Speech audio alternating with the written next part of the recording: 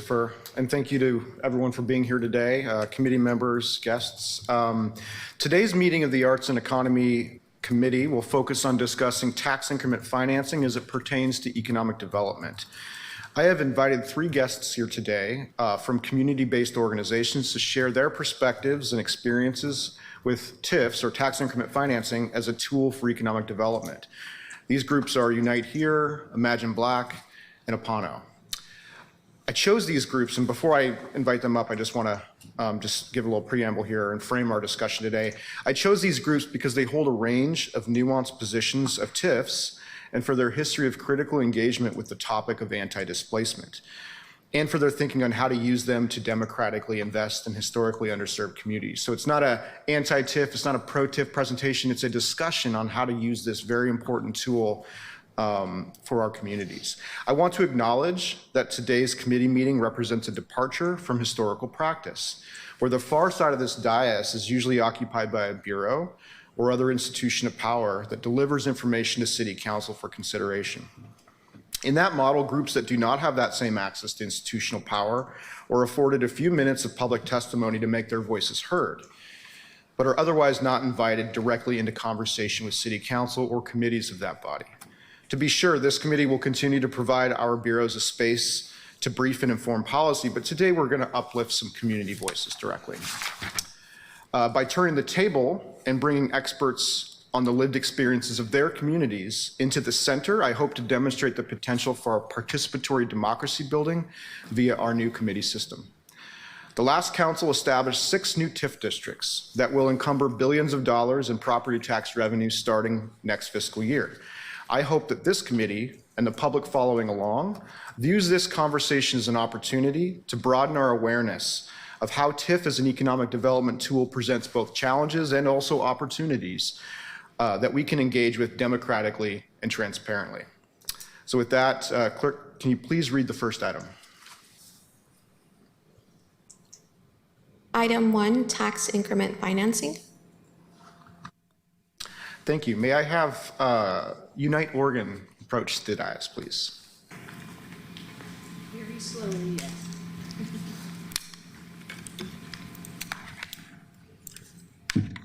Thank you so much for coming today, and when you get settled, please introduce yourselves for the record. All right. Don't think I need those. Hi, everyone. My name is Amanda Pham Haines, and I am here representing Unite Oregon. Should I go ahead and get started, or? Please, all right. Please proceed. So good morning, counselors, fellow presenters, and community members present today. My name is Amanda Pham Haines. I use she and they pronouns, and I'm here today as representative of Unite Oregon, where I'm the statewide housing justice manager and director of the Anti-Displacement PDX Coalition. But I'm also here as someone who has seen firsthand how policies like TIF shape our neighborhoods. Who gets to stay, who gets pushed out, and who benefits. We know that City Council has a responsibility to invest in economic development, and we recognize the difficult balance you have to strike. But we also know that without meaningful oversight and accountability, public investments can and will reinforce the same cycles of displacement that Portland's urban renewal policies have historically created. In 2013, the City of Portland published a report titled, "A History of How Planning Segregated Portland." In that text, the City of Portland claims to take ownership in creating the inequities we see today, and it also commits to creating a different future. I ask you all, what's changed? Today, I will argue that the city's actions often fail to align with its commitments, due to both deliberate and unintentional decisions that render many of our investments performative at best. Portland claims a reputation of inclusion and equity, yet too often fails to back it up. This disconnect has fostered the illusion that we are a city governed by its people rather than its investors. That illusion is dangerous. That's why we are here today, to urge you to take immediate action to ensure TIF is accountable to the people it impacts most, and that public funds are reinvested in solutions that truly serve the communities harmed by past policies. So let's get on the same page about a few things just to frame our discussion. For decades, TIF and urban renewal policies have been framed as tools for economic development. But for many communities, these policies have led to rising costs, displacement, and disinvestment in the very people they claim to support. Time and time again, we hear from community members who believed in the good faith of the city. They trusted city employees who told them TIF would be good for them, their families, their businesses, and their neighborhoods. They assumed there was data to back those assurances and contingency plans to address potential harms. Instead, these community members report that they paid for their own displacement. These community members attended meetings, joined advisory groups, and invested time away from their families and lives shaping their neighborhoods, only to be ignored, disenfranchised, or worse, have their input co-opted to justify policies they actively opposed. Because Unite Oregon serves Black, immigrant, and refugee communities, we often highlight TIF's impact on them.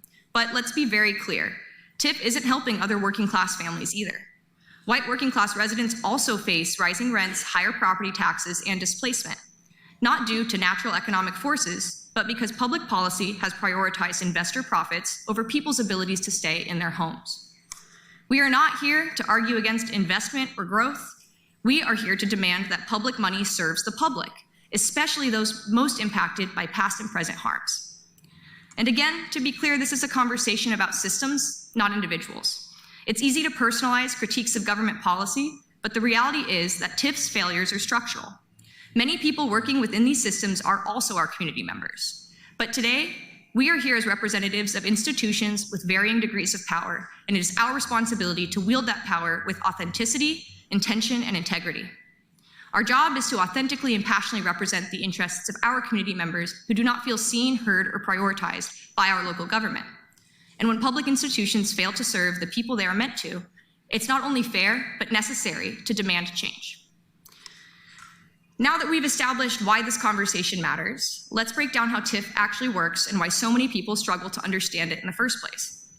Well, first, I just want to acknowledge something. TIF might be one of the least inviting names for a public policy. People's brains have several opportunities to shut down when they hear it.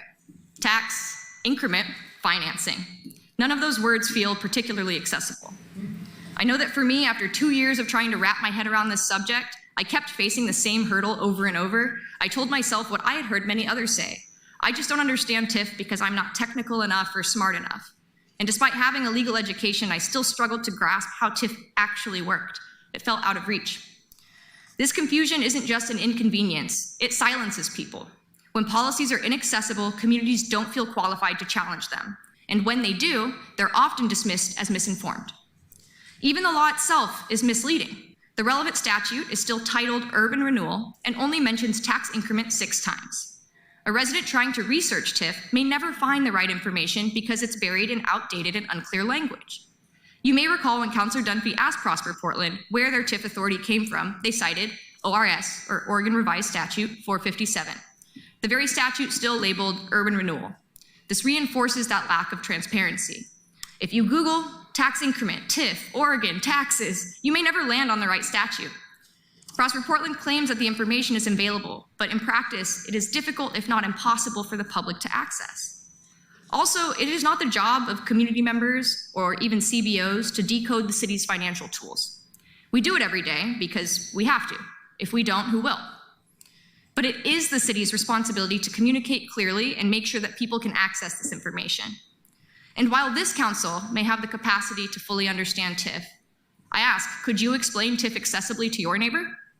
If so, I'd really love to hear it, but if not, ask yourself, is it reasonable for a legislative body that has invested and continues to invest millions of our tax dollars into TIF to struggle to explain how it works? If we can't clearly articulate this tool's impact, how can we tell a renter struggling with rising costs or a homeowner worried about their mortgage that TIF will benefit them? And should we?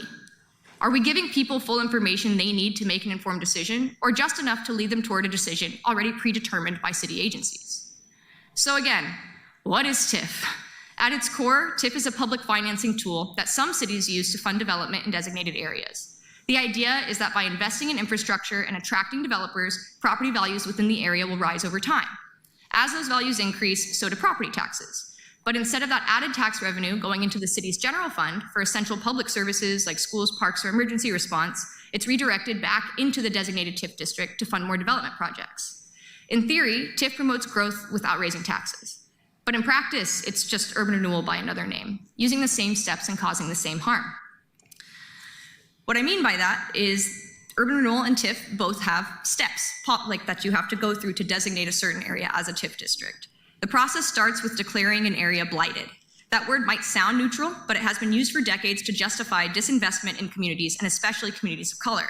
It shifts the blame away from systemic underfunding and onto the residents themselves, as if the people living in these neighborhoods are the problem, rather than the city's failure to resource them. Then comes the but-for test, a requirement that the city prove that, but for the creation of a TIF district, the area would remain so unattractive to outside investment, it would be ultimately destitute. This test doesn't just assess need, it justifies intervention by assuming these communities have no value unless external investors decide that they do. And here's where the racial equity conversation becomes unavoidable. TIF does not explicitly state that it will displace communities of color or low-income residents because it doesn't have to. Instead, it uses facially neutral language like economic development and blight reduction. But in practice, the impacts are historically and disproportionately harming Black immigrant and working class communities. Remember, intent is not the measure of harm, impact is. Some may argue that TIF wasn't intended to displace communities of color, but when a policy consistently results in the same racial and economic disparities, ignoring that pattern is a failure of governance. So again, let's be clear. TIF measures its success by rising property values, but rising property values depend on reshaping who a neighborhood is for. TIF doesn't just cause displacement, it's betting on it. It relies on shifting the demographic and economic makeup of a community to generate tax revenue. The very metric that defines its success is the same force that drives long-term residents and businesses out. And if policies that reinforce racial displacement aren't abolished or transformed, but instead defended as neutral, then governance, again, is failing to do its job. TIF must be held accountable for its real-world effects, not just stated goals. And the actors implementing TIF must be held accountable. Otherwise, the practice can just take form under a new name.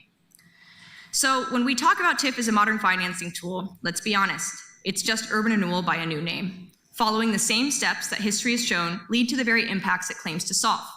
And if we fail to name that truth, we will never escape the cycle of repeating it.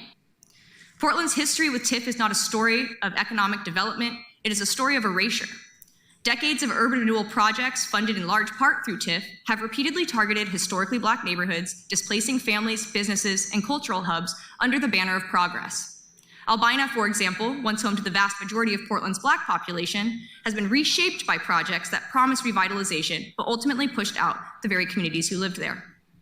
As we continue this conversation, we must also continue to ask, who is benefiting from TIF and who is paying the price? Because when public funds are used to engineer growth, the goal cannot simply be increased property values. It must be about ensuring that the people who have built and sustained these neighborhoods can actually afford to stay in them. Otherwise, TIF is just gentrification with public money. So when we talk about Portland's housing crisis, we cannot ignore the role that TIF has had in it. It has not just shaped development, it's reshaped the character of our city. Now, I want to note, TIF does have perceived successes, but those do not outweigh the harms. You've heard about projects that have created development, infrastructure, and even some affordable housing, and we shouldn't ignore those outcomes. However, it is the job of council and the job of any public servant not to just celebrate policy wins, but to confront policy failures head on. When a policy causes harm, the public isn't obligated to accept it, but the city is obligated to take responsibility and address it. The burden isn't on residents to be convinced that TIF is working. It is on the city to prove that it's the best tool available and to offer real alternatives so communities have actual choice. That's what accountability looks like, and that's what our democracy demands. It also raises two critical questions. First, why has TIF been treated as the only option for economic development despite its well-documented failures? Second, why is it so difficult for the public to access information about TIF's real impacts in Portland? Because when a city invests so heavily in one tool, as Portland has in TIF, it creates a high burden of proof for why this tool continues to dominate our economic development strategy. And right now, that proof is lacking. So let's talk about something that we call the accountability gap. Who controls TIF and who gets left out? If I ask the average Portlander how much say they have in TIF spending, most would probably say none, and they wouldn't be wrong. Decisions about where TIF money goes, what projects get funded, who benefits, and who gets displaced are made in ways that are complex, opaque, and often inaccessible to the very communities affected by them. TIF is defined as a public financing tool, yet the public has very little power over how these funds are spent. And that's not by accident, it's built into the way that TIF is structured. That's what we mean by the accountability gap. It's not just that TIF has harmed communities, It's that the people experiencing those harms were never given a real voice in the process to begin with, and that was by design. Take Cully, for example. A community benefits agreement was established, and many CBOs and community members I spoke with were excited about it. But there was a problem. It lacked binding authority. That puts organizations, and especially organizations like affordable housing providers that are heavily funded by TIF districts, in an impossible position. They can either invest in a massive amount of time and resources engaging in processes controlled by Prosper Portland that ask them to fix TIF's failures, or risk losing funding and being told they had an opportunity to contribute, but they didn't take it. That is not real democracy. At its best, it's coercive, and at its worst, it's a hostage situation. Either get on board or don't get funded. Your call. Once again, a systemic issue is reframed as an individual failure, and that is not real accountability. To help make this a little more linear, let's focus on 4 criticisms of Portland's use of TIFs. First, the decision-making process is not transparent or accessible. Second, public meetings and feedback processes are often performative. Community engagement is frequently framed as advisory, but the real decisions are made behind closed doors. By the time the public is consulted, most major funding decisions have already been set in motion. And if understanding how TIF works takes legal, public policy, or financial expertise, how can everyday residents meaningfully weigh in? Third, promises of community benefit often go unfulfilled.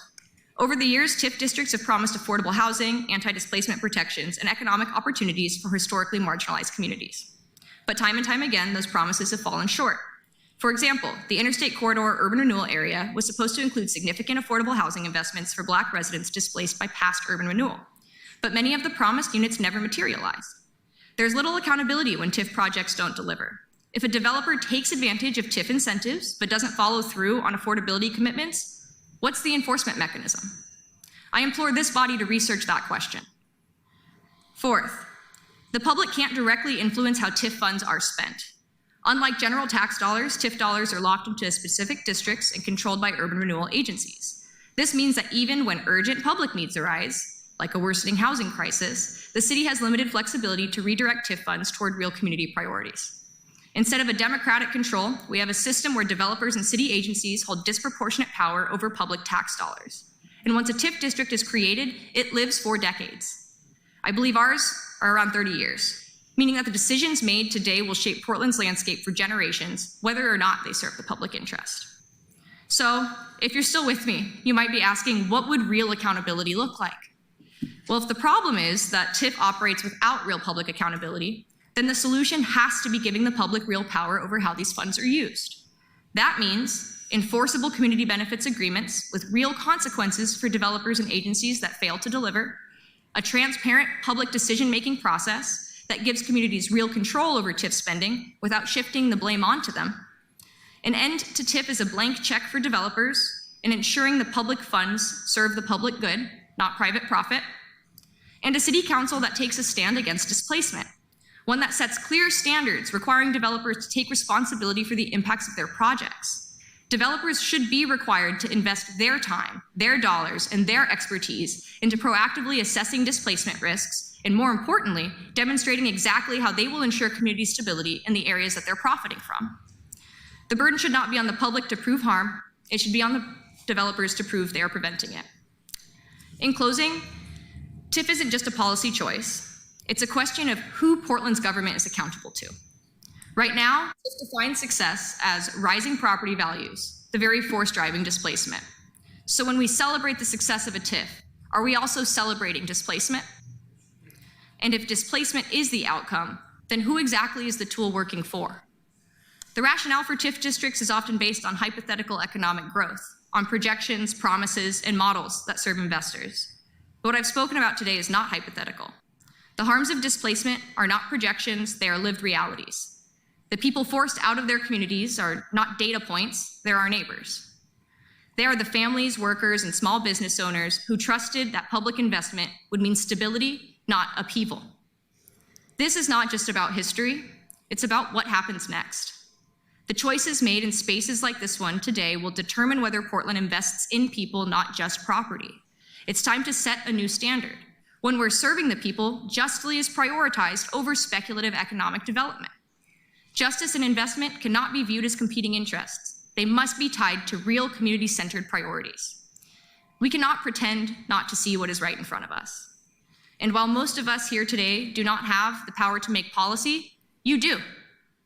We urge you, demand real accountability, real oversight, and real alternatives to TIF. The public looks to you as the city. It's on you to set the standard, to hold Prosper Portland or any city agency accountable, and to ask the hard questions, push for real answers, and to act not just when it's easy or politically convenient, but when the people you represent say it matters. Our city and people's lives depend on it. So I'll leave you with one question. What will you do with this power that you hold? Thank you.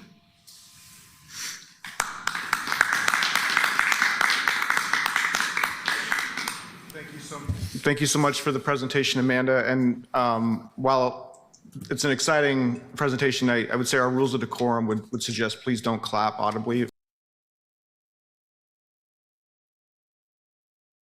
Please do this, and that's encouraged.